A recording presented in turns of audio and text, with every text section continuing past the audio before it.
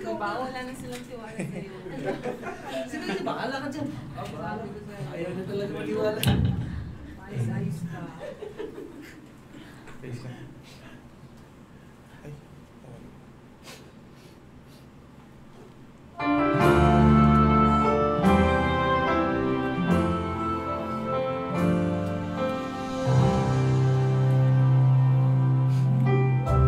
How can I say thanks? Amen! Yeah! For the things you have done for me, things so undeserved, yet you gave to prove your love for me. The voices of a million angels could not express my gratitude. All that I am and never hope to be, I owe it all to thee. To God be the glory. To God be the glory. To God be the glory for the things He has done. With His blood He has saved me. With His power He has raised me. To God be the glory for the things He has done. Just let me live my life. Let it be pleasing, Lord, to Thee. And if I gain any praise, let it go to Calvary.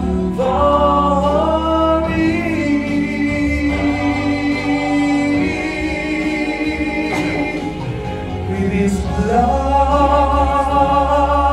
He has saved me.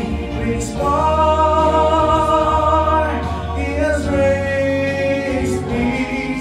To God be the glory for the things He has done. For the things He has done. Yes! Ayos talaga ba? Kuha-kuha! Yes! Amen! Kuhang-kuha, brother. Oo! Once. Yun ang... Alam niyo yung awaiting yan. Grabe yan. Kinanta niyo sa choir noong unang panahon. Oh, talaga naman. Oh, ibang klase. Bubuylo ka talaga pati sa whole dulo eh. To God be the glory. Brad, amen. Purihin ng Panginoon. Salamat sa awaiting yon. Sa buhay natin mga mananampalataya mga kapatid, there are lots of things in our lives that we are to be grateful unto the Lord. Amen? Yung mabago lang ang direksyon ninyo sa buhay mga kapatid, bis patungo tayo ng impyerno, mapunta na tayo ng langit, grabe yan, hindi matatawaran yan. Okay? Hindi matatawaran. Kung ang iba nagtuturo na ang kaligtasan natin ay nawawala, pues sa atin hindi nawawala ang kaligtasan. Amen? Hindi nawawala ang kaligtasan. Tama yung sinabi ni Pastor Ben, na ang nawawala sa atin ay joy of salvation. Kaya nga, sa relasyon ng mag-ama, pag nagkasala yung anak niya sa kanyang ama, hindi nawawala ang relasyon doon. Ang nawawala, ang nanghihina, fellowship. That is called joy. Ganon yan. Pero hindi porket anak ka na ng Diyos, ay hindi ka na magkakasala. Kasi nga, tayo ay nasa flesh. Kaya magkakasala tayo. Balik mo Sister June. Okay? Pero, hindi ibig sabihin na dahil may kaligtasan ka na, gagawin mo siyang lisensya Yes. para magkasala ka. Hindi ganyan ang style ng mananampalataya. Pagka ganyan ang nasa utak mo, mayroon ng kaligtasan na pala ako. So, may lisensya na ako gumawa ng kaligtasan. Brad, hindi ganyan ang kaisipan ng mananampalataya. Ang kaisipan ng mananampalataya to grow in grace in the Lord. Kaya mapikikita mo na ang tamang may pananampalataya, may transformation sa buhay niya. Okay? Ganyan. Dahan-dahan. Hindi naman perfect eh. Hindi naman, Brad, kung nawawala ang kaligtasan natin, abay, walang maliligtas pagka ganun. Pagka ganun ang basihan natin. Nawawala ang kaligtasan mo eh. Oh, gaganon ka naman doon. Wala ang kaligtasan ko. I will have to accept the Lord Jesus Christ again. Ano yun? Saan doktrina yan? Okay? Mahirap tanggalin sila sa ganong sitwasyon. Mahirap talaga. Yung tanggalin mo sila doon at doon sa mahirap talaga. Hindi basta-basta. It needs prayer. Brethren, it needs prayer. Oh, kung hindi ka nakawala doon sa maling doktrinang yon, ang bersikulo noon, kung ano, in John chapter 8, verse 32. Anong sabi doon, Brad? And ye shall know the truth, and the truth shall make you free. Free. Pag freedom ang pinag-usapan, John chapter 8, verse 32, pag freedom ang pinag-usapan, hindi lang isa, dalawa, tatlo. Marami yan. Freedom from sin, freedom from the bondage. Pag bondage ang pinag-usapan, bondage yung utak mo doon sa ganong maling katuruan, hindi ka makalabas. Ganun yun. Bondage ka eh. Kaya may fear ka. Fear of losing your salvation. Ganun yun. Yan, soteriology yan sa doctrine of salvation. Okay? Pag alam mo, pag nakilala mo si Jesus Christ, nagkaroon ka ng kaligtasan, sapat na yan. Si Jesus Christ sapat na. Sapat na maligtas ka, at sapat na huwag ka naman gumawa ng kasalanan. Ganun yan. Sapat na. Si Jesus Christ, na bago ka gumawa ng kasalanan, oy, teka lang, may kumukurot sa puso ko, mali yata to ang gagawin ko. Kaya huwag mo gawin. Sapat na si Jesus Christ. Sapat na, sapat. Sapat na siya. Hindi na kailangan ng law ni Moses. Hindi na kailangan ng works mo para sabihin nating ligtas ka. Hindi na kailangan yun. Sapat na si Jesus Christ. Sufficient ba? Sufficient. Okay? And in verse 36, if the Son therefore, yung truth na yan doon sa 32, si Jesus Christ yun. I am the way, the truth, and the life. Diba sabi niya? If the Son therefore shall make you free, ye shall be free. Indeed. Indeed. Conclusion yan. Oh. So, paano mo sabi na wala ang kaligtasan mo? Hindi mawala yan. Oh. Ang patunay nga yan, Holy Spirit is in you eh. Yan ang patunay niyan, na hindi mawala yan because the Holy Spirit is in you. He will dwell in you. You are sealed. Sealed ba? Sinilyuhan ka. Di ba pag silihan may isang bagay, hindi makasingaw, hindi makalabas? Oh, ganun yun. Kaya ang Holy Spirit, He shall only be grieving pag nakasala ka. Mag-grieve lang siya. Malulungkot. Mahapis siya. Kaya huwag mong hapisin siya. Huwag mo siyang lungkutin. Yan ang ibig sabihin ng you follow the prompting of the Holy Spirit. Yan. Yan. Amen mga kapatid? Kahit pa balik-baliktar rin yan, soteriology na yan, hindi ko maliligaw dyan. Oh. Pag nagkasala tayo, may Jesus Christ tayo eh. Hindi naman tayo perfecto. Okay? Pag nagkasala tayo, tingnan natin Brad, para bago tayo mag-umpisa. Okay. Brad, 1 John chapter 1, verse 8 and 9. Tingnan natin. If we say that we have no sin, we deceive ourselves, and the truth is not in us. Pag sabihin mo, hindi ka nagkasala, wala kang kasalanan whatsoever, sabihin mong dahilan, ay, hindi naman ako ganito. Pag sinabi mo yan, abay, kapatid, sabi ng Diyos, wala ang katotohanan sa iyo. Ibig sabihin, hindi ka ligtas. Ayusin mo. O, ginawa mo sinungaling ang Diyos eh. Niluloko mo sarili mo. Bakit? Kasi nga ang katotohanan tayo ay makasalanan. Dito pa tayo sa lupa. In verse 9, if we confess, pag nagka-problema ka na, nagkasala ka, ito lang ang remedyo. Anong remedyo? Ano ka?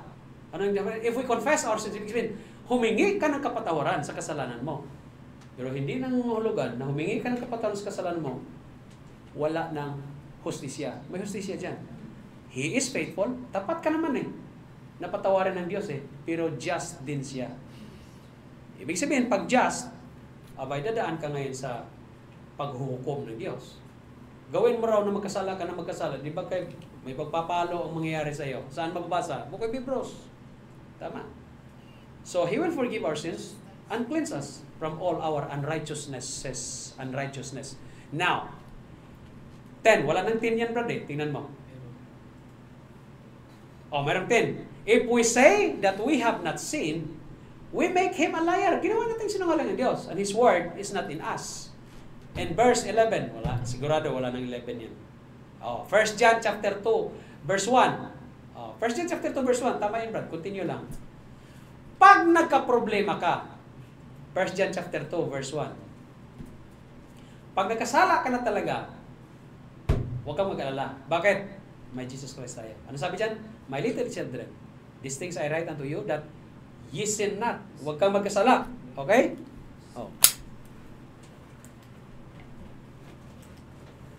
Sinabi dyan na huwag kang magkasala. Okay? Yan ang encouragement ng Diyos. Hindi ibig sabihin na hindi ka na magkasala, pero magkasala ka pa rin. Pero encouragement ng Diyos, huwag kang magkasala. Ano sabi dyan? These things write I unto you that ye sin not. And if any man sin, yan. Pag dumating ka naman sa pagkakasala at nagkasala ka, balik ka sa Diyos. We have an advocate. Abogado ba? Na mamagitan sa atin between God and man. Sino? Jesus Christ. The righteous. Yan. Pag nagkasala tayo kapatid, walang ibang remedyo. Bumalik tayo sa Panginoon. Humingi tayo ng patawad. Ganun na naman para ma-restore ang joy natin, brad. Ma-restore ba si joy ba? Okay? Ganon yun. Ma-restore ang joy of salvation natin. Amen mga kapatid? Ganon na yun. Pero bantayan ninyo, pag nagkasala kayo at lumayo kayo sa church, ang hirap bumalik. Hindi basta-basta ma-restore ang joy ng salvation, kapatid. Kaya it takes really a prayer na makabalik tayo sa Panginoon. Amen mga kapatid? Amen. I hope you understand about our salvation. Soteriology yan. Okay? Hindi nawawala ang kaligtasan natin. Galing din ako sa kaisipan ganyan. Pareho kami ni Mrs. Salamat sa Panginoon ako noon nasunod siya. Ang tigas, sister. Ang hirap tanggalin sa ganong sitwasyon. Sa kaisipan. Ganon. But by the grace of God, ang Diyos talaga ay mahabagin. Talagang nakikita ng Diyos yan yung pagpuporsige. Pagpapalain ka ng Panginoon. Amen mga kapatid. Today is the world is celebrating Valentine's Day. So yun ang topic natin. Valentine's Day. Sabi nga namin, Valentine's kinahirapan ng nabubulol. Valentine's Day. Okay? Dahil ngayon ay Valentine's Day ng mundo, yan ang i-preach natin. Very simple. Should Christians celebrate Valentine's Day? Yan ang katanungan. Very simple. Simple preaching. Pero mababalutan tayo mamaya. Tingnan natin. Okay? Should the Christians believe or should the Christians celebrate Valentine's Day? Who is Valentine's? Who is that Valentine's?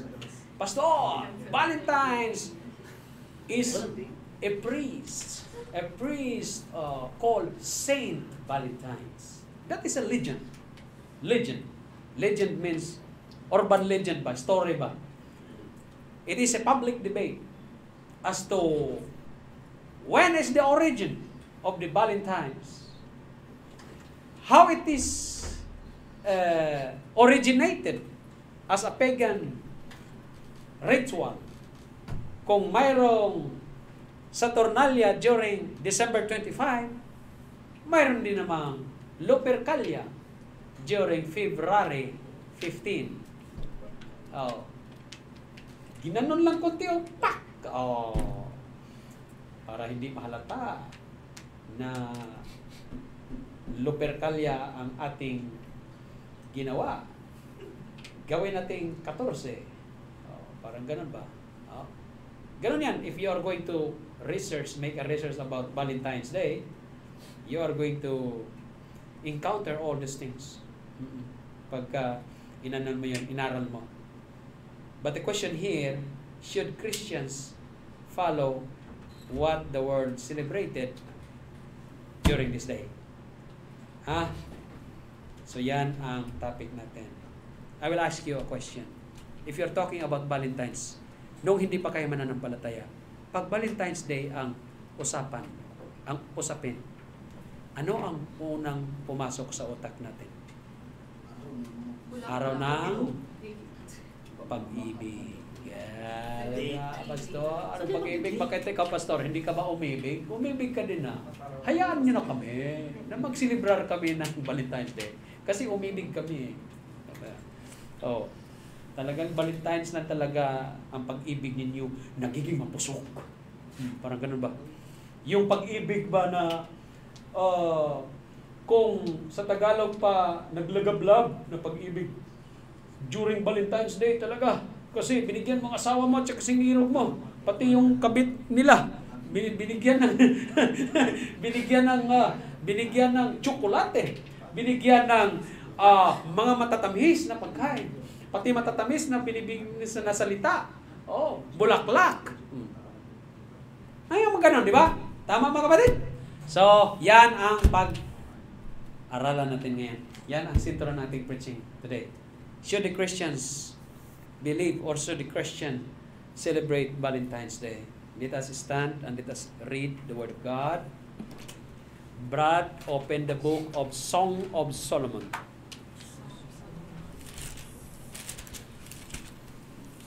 Song of Solomon, chapter 1, at sa verse 5. Isa lang, sabay-sabay natin basahin. Song of Solomon, chapter 1, verse 5. Ready? Read. I am black, but comely, O ye daughters of Jerusalem, as the tents of Kedar, as the curtains of Solomon. Let us pray and listen. Our Heavenly Father, once again, O God, we thank you, O Father, for today. We thank you for all the brethren who are here. We thank you for thy blessings unto us, O God. It is our joy, O Father, to be in the house of you, O God, during our worship day. Salamat, Panginoon.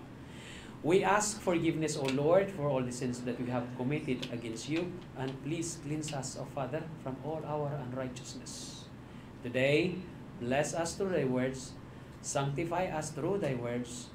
And we thank you and we praise your name. In the name of Jesus Christ, our Lord and personal Savior. Amen. Umupo na kayo mga kapatid.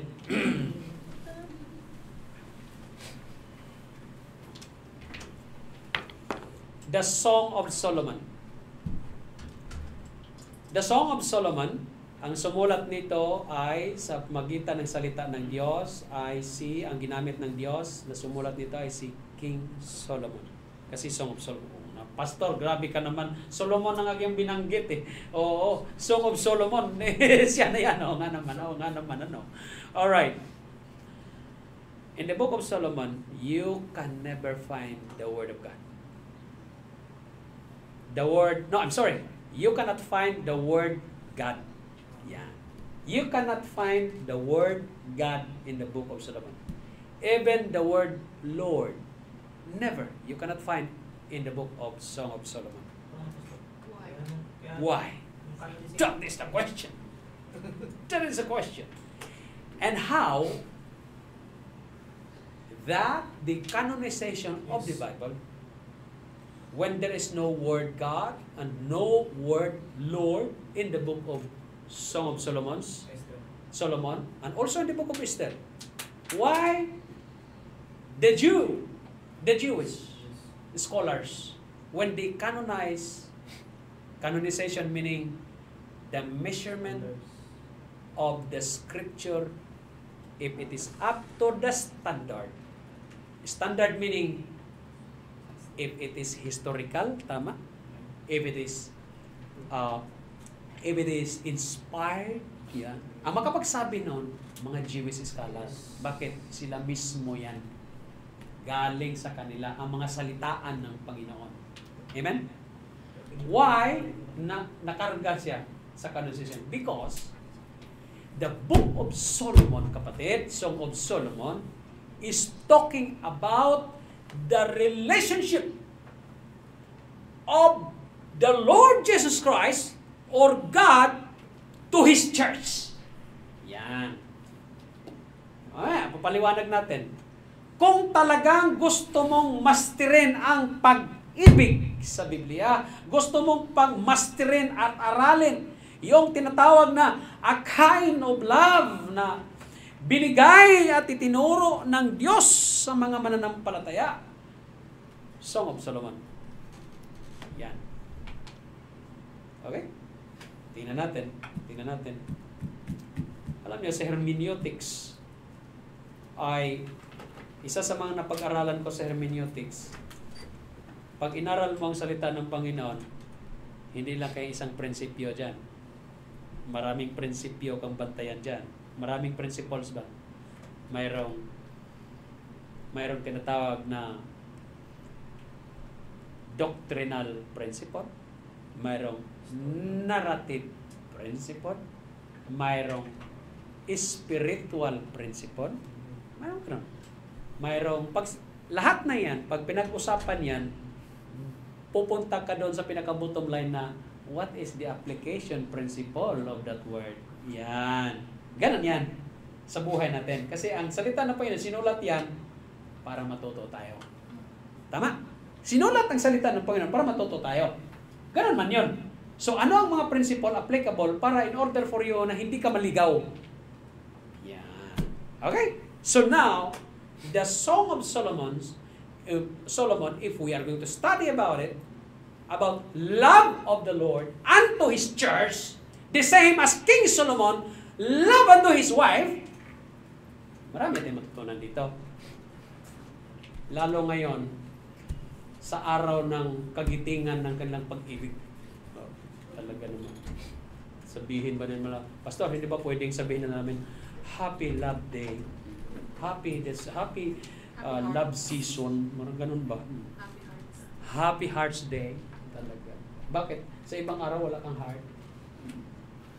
Wala ka bang puso sa ibang mga araw? Bakit sa Valentine's ka Di mo ba alam kung ano ang prinsipyo dyan? Now, okay.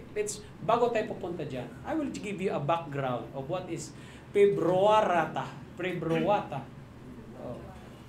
Okay. Bakit February pinangalan yan? Lahat ng pangalan ng mga months, no? Kasi mga Gregorian kasi yan eh. Lahat ng mga pangalan, may mga meaning yan. God, mga God nila. Ang Februata ay God of love daw nila, goddess of love sa Februata. Yan kay February yung pangalan. Tapos sinabi pa, pag ipinanganak ka ng February, Pastor, it's either you ay kulang-kulang or ganito ganyan. Kasi kulang ng kulang yung araw ng 28. No, mayroon 29. Oh, kaya yung pastor nyo minsan may kulang lang, may sulima no? Kasi yung baptismal certificate ko, February 22. Sabi ko, sa alin bang susundin ko dito? Tapos mayroon pang, tinanong ko yung mama ko, ano ba talagang, ko mama? Hindi, 29 ka eh. Sabi ko, kaya pala, kulang-kulang ako. Hindi, parang may santik-santik na utak mo eh. Sabi ko, pero, dahil birth certificate ang sinunod ko, March 1. Oo. Nalaman tuloy. Kaya pa Oh, kaya pala. That is an offense, eh. May nagsabi sa akin ng sister, sabi ba naman, oh, kaya pala, ganun si pastor. Narinig ko, ano yung sister? Tawa. Ito, chinichis. Bata pa yung edad mo, pastor pala. Ha? Bata pa yung edad mo. Hindi, Every 4 years. So, Ang birthday. Kaya mo, bata si pastor mo. every 4 years. Encouragement yun. Yung comfort talaga. Well, anyway. Okay. What really the origin of Valentine's Day? Ang sabi dito, no? Generally speaking, brethren, love is the center on Valentine's. Tama ko ba? On Valentine's Day, love ang pinag-usapan dyan. Alang naman karahasan pinag-usapan. Oo, sa panahon ngayon. Love din, pag-ibig pinag-usapan. To celebrate Valentine's Day or not is not important. Mag-celebrate ka dyan or hindi naman importante yan. Ano bang pinagmulan dyan? But as Christians, we should know the kind of love that God wants us to have. Something that is more than just Valentine's Day. Oo, kasi iba, kung ang mundo nag-observe niya na ang pag-ibig ay dapat mapusok, masarap, very sweet during Valentine's Day. Kasi magbibigay ka ng mga tsokolate, magbibigay ka ng mga bulaklak, ganito, ganyan. Parang ang pag-ibig mo, tuwing Valentine's Day lang sumasarap, Oh, parang ganon. Oh. Ngayon iba na, mga kapatid. Pagka ang kama mo, sabi niya, pag mahal mo talaga sa upo, may mga bulaklak dan sa ano, ganito, ganyan. Tapos patungo doon sa higaan, ganito, apis ka pagka-sweet. Ay, ngayon iba na, brad. Kailangan tig 100, 1,000, ganito, ganyan. Ay, sarap. Ang sarap ng feeling. Oo. Ano ang makukuha ng bulaklak, tsokolate? Wala yan. Pero pag ay, ito, masarap. Oo. Ganyan. Maligam-gam na lapton. Ngayon, pera na. Gumaling ano? Sabi ko sa'yo, pag may sakit, may sakit ka, asawa, ganun kakapal nakita mo si ilagay mo doon sa noon niya, ay iwan ko na lang kung hindi mawala yung sakit niya. Di ba? Amen, mga kapatid? But what is the Bible is teaching about love? The Bible is teaching about love, ano? A godly love. A biblical love. That is called agape love or unconditional love. The love that the Lord bestowed upon us. Amen, mga kapatid? Now, if you are going to study and research about Valentine's Day, even the world is spending a lot of billions of money para lang sa araw na ito. From cards, from kung ano pa man yan, mga chocolates. Grabe ang investment ni Satan dyan para ma-deceive ang mga tao. Alright? Now, what is really the origin of Valentine's Day? Para tayo maintindihan natin, just give me a few minutes. Para maintindihan natin na dapat ang mga Kristiyano ay hindi mag-celebrate niyan. During Emperor Claudius II, he declared single men. Because according to the urban legend story about the origin of Valentine's, sabi doon nag-umpisa daw yan, he declared that single men will be better soldiers pagka kumpara sa may asawa. Okay, yung mga single men ba, para manatili yung kakisigan nila at pwede talaga panggera, ay talagang gumawa ng batas si Emperor Claudius II, he outlawed marriage for young men. Ang ginawa niya, bawal mag-asawa yung lalaki para manatili yung mayroon tayong mga sundalo. Now, Valentino, kasi may Valentina Si Valentino went behind Emperor Claudius' law and performed marriages in secret. Nung na-discover na mayroon palang ginagawang ganon si Valentino, when he was discovered, Claudius had him put to death. Other stories suggested that Valentine helped Christians. Story lang naman to. Ganon may istorya ng Valentine's yan. Gumawa lang sila ng istorya ba, ganito, ganyan. No?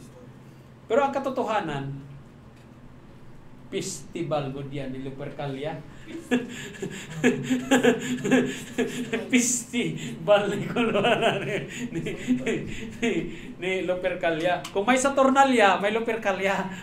Talaga naman. At ang nag-celebrate ng Lupercalia, Lupercae ang tawag. Ang ginagawa ng mga Lupercae na during the festival of Lupercalia, doon sa Palatine Mountain, Palatine Hill sa Vatican, no? Ganon, sa Italy. Doon ginagawa ang rite or ritual, mga kapatid, na yung Februata 15, no? Ang Valentine's sa panahon ngayon, ang ginawa ng mga taong yan sa panahon yan is a festival of fertility. Ang festival of fertility, dahil usapin po yan na kailangan maganda ang pag-iibigan, walang pagpipili, walang boundary, kung ang ginagawa ng mga kababayan doon, hubad sila or near naked, they will run at pagdating doon sa lugar ng celebration, hahampasin sila ng ano ba? Ng mga lalaki na nakabalot. Okay? Na hindi makita ang mukha. Okay? Pagkatapos noon, doon sa garapon, mayroong mga pangalan ng mga babae doon. Tapos, ang mga lalaki, kukuha sila ng pangalan doon para makasama nila. Okay? For the entire festival, ang iba, hanggang sa dumating ang sunod na festival. Alright? Ganon. At ang iba, mayroon talagang, sabi nila ay nagkaibigan at nagmahal ng nag-aasawa. Ang iba talaga, hindi successful. Bakit? Kasi ang mga lalaki, balot, at pag makakuha sila ng babae, maganda yung babae ay nakuha, tapos ang lalaki, imbalido ang mukha, talo ang babae, parang ganun ba? Wala kasing, yung arrangement na yun, yung festival na yan, mga kapatid, hindi lang kayo doon, ha? May scandalous thing pa yan. May pag-aalay ng babae at saka pag-aalay din ng mga hayop. Very scandalous na celebration yan, mga kapatid, at hindi biblical, hindi godly marriages. Oo. At magmula niyan, ganyan ang ginagawa ng festival na yan, Lupercalia festival na yan. It is the same as the celebration of a pagan people. Pagan people, hindi pa mga Hudyo ba? Pagano ba? Na nagsasamba sa Diyos-Diyosan. Okay? Yan ang ginagawa nila. Oh. Kung sa Saturnalia pa lang, walang batas-batas dito. Gawin mo lahat kung anong gusto mo. Dito naman iba. Oh. Pagdating sa pag-iibigan, ganun na. At sineselebrate nila ngayon, ang nagpasimuno talaga niyan. Pagkatapos niyan, ang nagpasimuno sa araw ng pag-ibig, sabi nga, si Valentine's daw kasi sumulat siya doon kasi nakulong nga siya, at sumulat daw siya doon sa anak ng jailor, ng warden, at pinirmahan niya, from your Valentine's, from your love ba. So kaya, para magkaroon siya ng slot doon sa pagan practice, mga kapatid, ang ginawa nila ay dito natin i-celebrate. Alam mo naman yung mga Roman Empire talaga eh. Alam mo, sino bang gumagawa sa mga festival na yun, mga Christmas na yan? Wala namang iba sila eh. Oh, yun ang ginagawa nila. Doon natin ilagay ang araw ng pag-ibig sa February 14. Pagdating kasi sa festival ng buong taon, walang ibang festival of love or festival of fertility dyan din sa February na yan. And exactly, yun yung Valentine's Day daw. Dito, pinasarap lang natin ang pangalan. Valentine's Day at araw ng pag-iibigan. Pero pag i-trace up mo yan, ang istorya niyan, it will bring you back or it will give you a festival of Lupercalia. Kung may Saturnalia, may Lupercalia. Ang mga palatandaan yan, sa panahon yan, Yung maliit daw na angel, madalang Cupid. Si stupid Cupid ba? Oh. Si Cupid. Ganon, tinamaan ng puso. Umibig na. Diyan sa festival na yan nangyayari yan. Now, Christians. Pag Valentine's, sinabi nga natin kanina, pag Valentine's, ang sentro ng usapin, pag-ibig. Tama? Pag-ibig. Kaya ang mga mag-asawa, pagdating sa pag-ibig, Valentine's daw. Diyan mo ipakita talaga yung pagmamahal. Kahit magkagalit kayo, magpatawaran kasi sa kasi araw ng pag-ibig daw. Tapos minimix nila sa Bible. Ang Bible iba. Iba ang Biblia pag magturo ng pag-ibig. Ang pag-ibig na tinuturo ng Biblia, kung aralin natin ang Book of 1 Corinth, Eros, Philo, and Agape. Okay? Now, yung Eros, alam natin kung anong klaseng pag-ibig yan. Ang Eros pag-ibig, ang mga kapatid, it is derived from the word erotic. Mahalin mo lang yung babae kasi maganda siya at masarap to, object of sexual desires. Ganun ang Eros. Malisyoso ba? Parang ang tingin mo sa babae, ganun, ang tingin mo sa lalaki, ito. Para bang ang essence ng sexual affair mo dyan ay no boundary. No boundary. Yan ang Eros. Erotic ba? Wala yung pag-ibig na ibinigay or itinuro ng Panginoon. Now, ang pangalawa, Phileo. Ang Phileo naman, hindi Phileo ha. Phileo meaning brotherly love. Para bang between siblings, ganito, ganyan. But what really the kind of love na ating susundin? What is that? Sa tingin nyo? Agape. Agape meaning unconditional love. Okay? Unconditional love. So pangit na yung asawa mo, nung unang panahon, nung kadalagahan pa yan, yung dalagang binata pa kayo, nag-anuhan kayo, yung parang nagkukurutan kayo, parang ang sarap ng pakinggan ba, ganon, para bang nag-i-enjoy kasi mga bata pa kayo, ganon, mga ganon man. Maganda siya sa paningin mo, tapos siya naman gwapo sa paningin mo, kasi nga, bata pa kayo Nung tumanda na, at ang babae, nakaanak na ng kaanak, lumubo na, tumaba na, nawala ng figura, ganito. Ito si lalaki ngayon, gumagawa na ng misteryo sa buhay niya. Mystery ba? Pastor, di ba pwede yung mystery sa Bible? Mayroong mystery sa Bible. Gumagawa siya ng mystery. Oo, mystery. Oo. Kagabi, natawa ko na po sa kwento ng isang lalaki. Yung, atin-atin lang to. Hindi ako naniniwala sa atin-atin. Sabi ba naman, may witness ako dyan Sabi, ito daw si lalaki, sabi ko, Brad, mag-asawa yan, pastor. Sabi ko, anak niya yan, di ba? Kita mo? Nakatawa ko na, pastor. Bakit naman?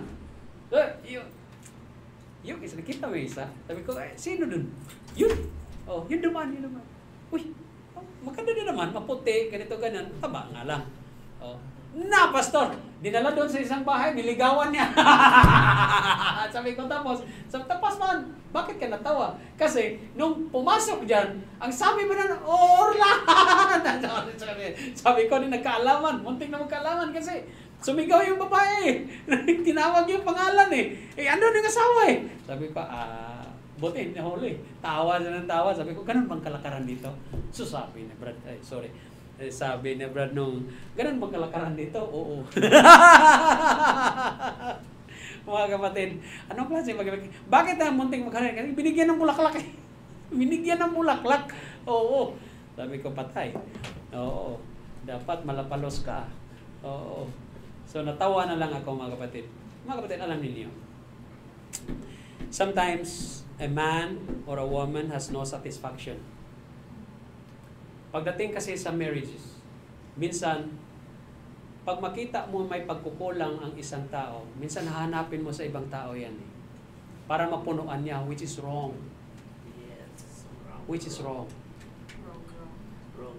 Yeah. Ang bawat tao, mga kapatid, ang bawat tao, lahat tayo may pagkukulang. Tandaan niyo yan. Lahat tayo may pagkukulang. Ang ginagawa ng iba, di ba? Tinuro sa inyo, brad, di ba? Minsan, yung pagkukulang isang minsan, hahanapin mo sa ibang tao. Oo, which is wrong. Hindi dapat ganun. Dapat you will work it out. Oo. Kaya nga mahalaga, sa bawat isa, may mga unwind, usap kayo, kape kayo doon, mag half million kayo, ganun.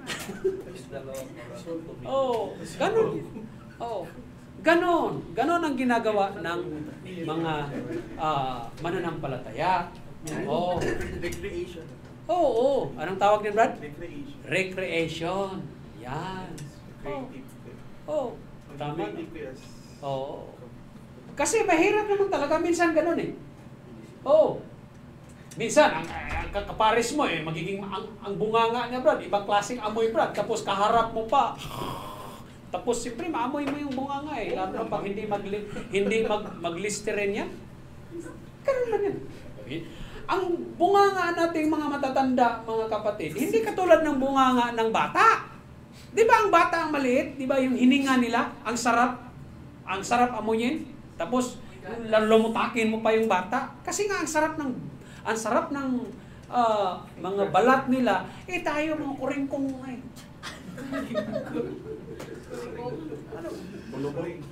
kulubot na. Nangapaksi pa dito, Brad.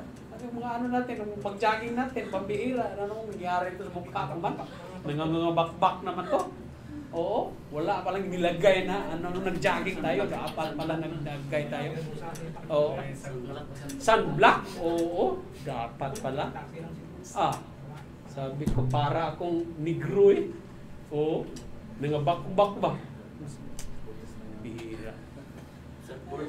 So, mga kapatid,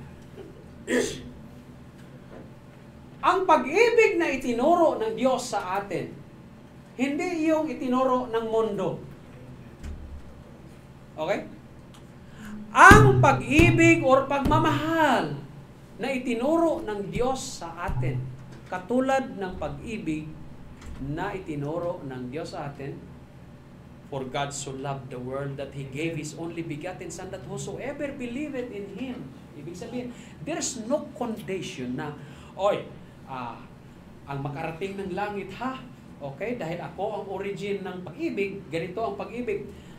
Sino man ang mga gwapo, sino man ang mga makikisig, yun lang ang mapunta ng langit. Hindi sinabing ganun. Alright? Kahit ano ka, kahit sino ka. Medyo alanganin ang mukha or hindi, okay.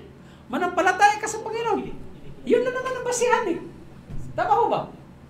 Walang kondisyon. Dami man mang kondisyon. Pastor, maraming kondisyon na doon sa amin. Walang kondisyon. Kaysa tumaba man na nagiging ang figura ng katawan niya nagiging straight na Pepsi. Hindi yung Pepsi ganon. Yung straight na talaga, Brad ba? In-can. Minsan kami nag-aasaran kami ng misis eh. Kasi sabi ko, gumaganon ako, Brad. Tingnan mo katawan ko. Gumaganon ako. Sabi naman ng anak ko, tulan daw, buto. Sabi ko, bihira, wala na kasi ng katawan ba. Sabi ko, okay, mga dambuhala naman kayo. Parang ganun ba? Mga Buddha. Ganun ba? Pambihira, mga kapatid na. Ang pag-ibig na itinuro ng Diyos, hindi kay pang Valentine's, hindi sa during Valentine's, but ang pag-ibig na tinuro ng Diyos ay agape. Imperfect man yung asawa mo. Imperfection ba? Mayroong kasabihan dyan eh. I see perfection in imperfection. Ano ba yun? I see perfection in imperfection. Marang ganun ba?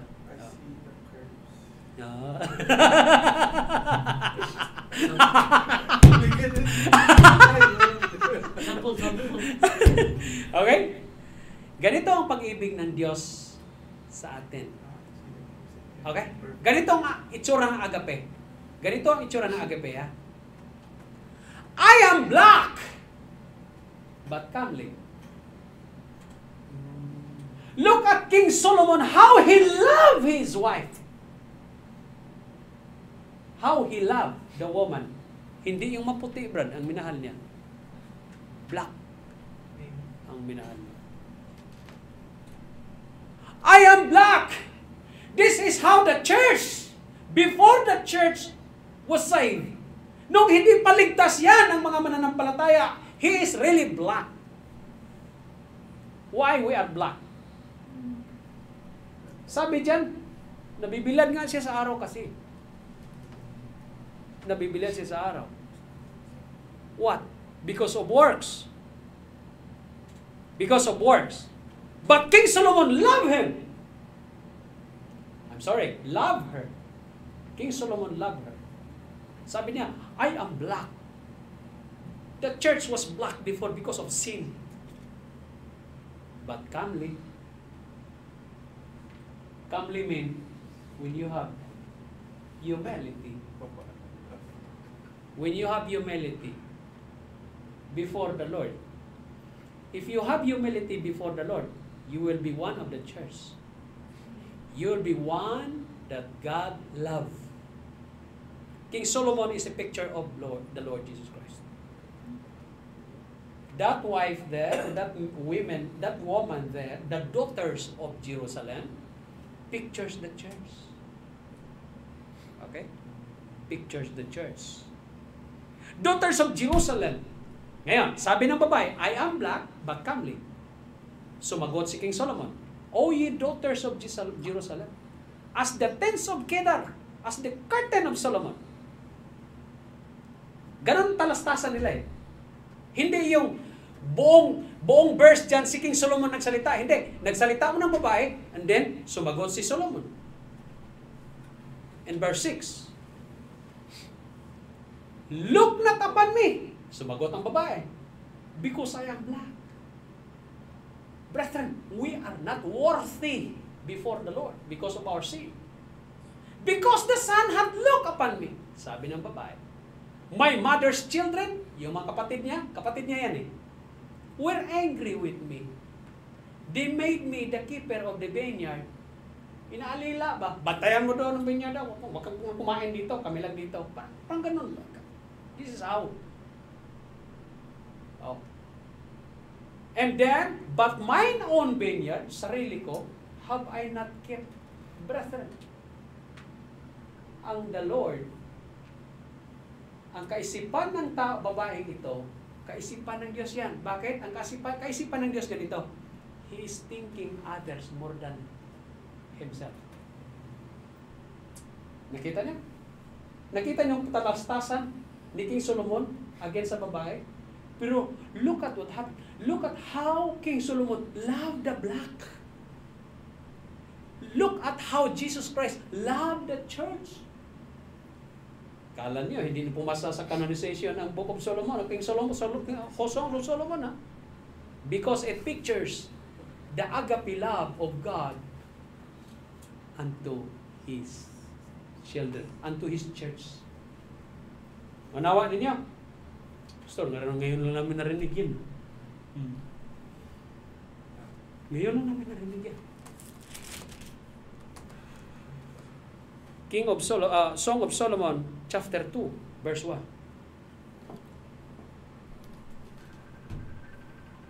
Sino nagsalita dyan? Yeah. I am the rose of Sharon. Kaya dyan pinangalan ng Sharon, ano? Sharon is Jerusalem. Sharon is Israel. Oh. I am the rose of Sharon and the lily of the valleys. Okay? Jesus Christ is the lily of the valleys. Tandaan niyo yan. He's the lily of the valleys. Diba? Oh. He's the lily of the valleys. Ang lily, kapatid, pag inaral niyo, magandang halaman na may bulaklak at ang bulaklak niya, ang dagta niya o katas niya, poisonous. A flower that is symbolizes exactly the death of the Lord Jesus Christ. Kasi ang bulaklak ng lily, Brad, nakayuko. Bakit? Yun talagang nangyari kay Jesus Christ nung namatay siya. Nakayuko siya, kapatid, dahil sa atin. Pero poisonous siya, stumbling block siya ba sa mga ayaw mananampalataya. But a very good and a very nice flower sa ating mananampalataya. Tama?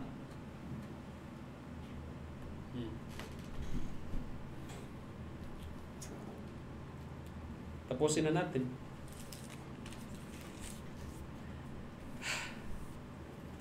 Songs of Solomon, chapter 5,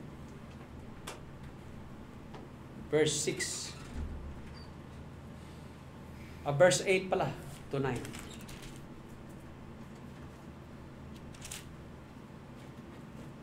I charge you, O daughters of Jerusalem, I charge you, church! I charge you, church. If ye find my beloved, kita mo yan? That you tell him that I am sick of love. Kita mo?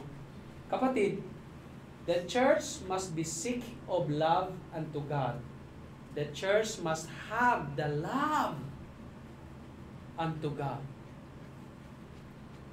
Kaya mapapansin niyo, pag lumalim ka na sa salita ng Panginoon at lumalim ka sa paglilingkod sa Diyos, ang kasarapan mo, ang pag-ibig mo, hindi talaga worldly, kundi godly and heavenly.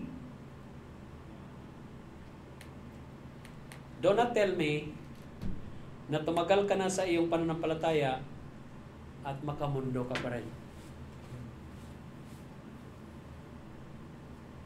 Amen, brother? You must be sick of love. Kaya sabi dyan, I charge you, O daughters of Jerusalem. Mga church, mga mananampalataya.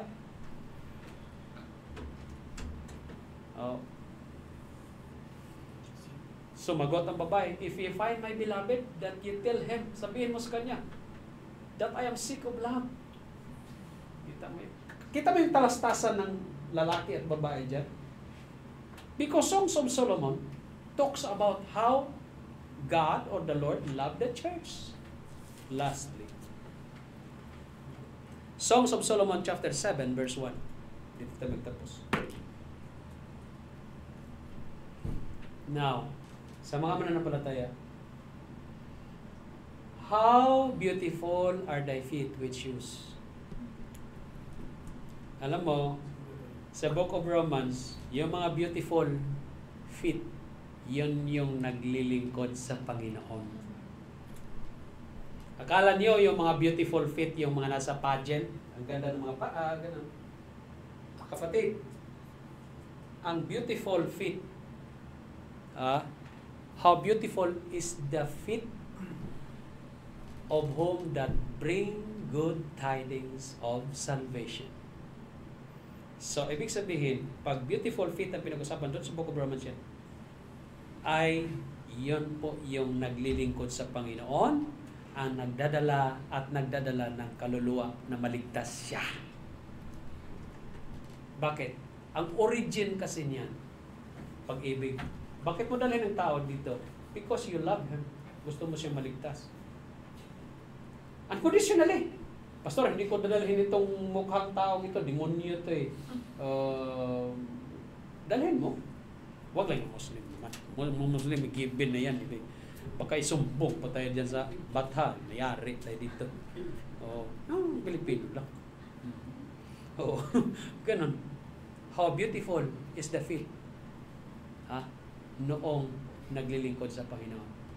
O princess daughter. O princess daughter meaning the prince there is the Lord Jesus Christ. The daughter are the children of Christ by faith. O princess daughter. O church. The joints of thy tithes. Kita niyo mga joints ninyo are like jewels. The work of the hands of a cunning workman. Makikita natin kung paano Ang taong nagpapagal sa Panginoon, makikita mo yung ano niya, makikita mo yung aura niya. Di ba? Makikita mo yung aura niya. Pagtingin mo, grabe mukha ni pastor, oh. Itim na, oh. Kamay pa niyan, oh. Kalyo-kalyo na. Ano ginawa ko, pastor? Siya kayo. Puntay, kung saan-saan, o ganito, ganyan. But, before the Lord, you have what called the princess daughters, tayong mga manampalataya. The joints of thy tithes are like jewels. Parang ano yan? Parang presyosong alahas. Parang gano'n. And the work of thy hands, cunning workman. Bakit? Aral ka ng salita ng Panginoon, pinapaliwanag mo sa kanila ganito, na maintindihan ninyo. Kasi minsan, ang Biblia, pastor, pambihira, pagbasahin mo ng kaswal talaga hindi mo maintindihan Pero nung ipinilawanag mo na, abay, naliwanagan kami. Bakit? May pagpapagal Sino nagpapagal? Tingnan mo naman, cunning workman. Kaya nga, study to show thyself approved unto God. Study the Word of God ba? Para hindi ka mapahiya. Study the Word of God. Para maituro mo ng tama. Amen ho ba? Today, salamat sa ating preaching, mga kapatid. Huwag kayong mag-Valentine's dyan. Ang tunay na pag-ibig, pinaliwanag natin dito. Kung ano ang pag-ibig ng Diyos sa mananampalataya. Sa kanyang mga anak. It pictures how King Solomon loved the black woman unconditionally. Sino bang magmahal ito ng black woman? Pastor, hindi ko mamahalin. Tingnan mo naman ang babatan. Madilim pa kaysa alkitran. Minsan, ganun ang tao Pero ang Diyos, namimili ba? Hindi. Bakit? Ganun ang itsura ng pag-ibig na agape. Hindi pang Valentine's. Doon lang pakita ang pusok ng pag-ibig, pagmamahal daw sa kanyang asawa, ganito. Paglabas, tapos na. Reported. Pagdating ng 15, tingnan natin. Di ba kayo? Next year na ulit. Next year na ulit. Pambihira. Walang ganyanan, mga kapatid. Huwag ganun. Mahalin niyo mga asawa niya. Bakit? Nung kabataan niyo pa, ang ganda nga. Sa ilalim nga ng ulan, basa nga kayo. Ganun. Parang naghahabulan kayo. Parang mga, tingnan mo. Ganun, di ba? Tapos ngayon, nung mga matatanda na kayo, doon ka matulog, dito ako, bakit? Amoy lupa ka, ganito, ganyan. Amoy, ang bunganga mo, ganito, ganyan. Oo. Nakating ko na kasi. Siyempre, may arthritis, brad. Sino ba namang tuhod ang sakit? Sakit ang tuhod Subukin yung tumakbo ng 10 kilometer. Nahirapan ka mo, umakyat ng limwell to sakit. Tuhod. Katingko. Hala, gano'n mo po. Buti lang, may dala. Bango pa naman. Okay? Mga kapatid, no Valentines, but godly love. Godly love. Pag-ibig niyo sa asawa niyo. Umibig kayo sa mga asawa niyo. Ako man din, naibig din ako sa asawa ko Parang ganun lang ba? Walang choice. Talaga naman, ano naman, nahawaan ako Nahawaan ako. Sorry naman. Naka-record yung pastor. Yun gira mamaya. Pag sumakit, pag uminit, anong sabi ni Brother Jason? Pag uminit, pastor, ganito lang mukha dyan. Pambihira. Amen, mga kapatid. I hope you learned something today. What the Lord had taught us, the right love that we gonna do. Amen. Salamat sa Panginoon. Let's pray. Heavenly Father, once again, Lord, we thank you, God, for thy words. We thank you, God, for the breath and our here. Salamat, Panginoon, sa message today. How the Lord loved His church. How King Solomon loved the black woman, oh God, without any conditions. Lord, salamat sa pag-ibig na ito na itinuro niyo po sa amin. A godly love, a biblical love. Not the Valentine's love. Salamat, Panginoon, sa iyong pagmamahal sa amin. Salamat sa iyong pag-ibig sa amin. Salamat po sa kaligtasan. And all these things we thank you and we praise your name. In the name of Jesus Christ, our Lord and personal Savior. Amen and amen. Let us sing with you. me the glory, great things He hath done. So loved He the world that He gave us His Son, who yielded His life as atonement for sin, and opened the life gate that all may go in.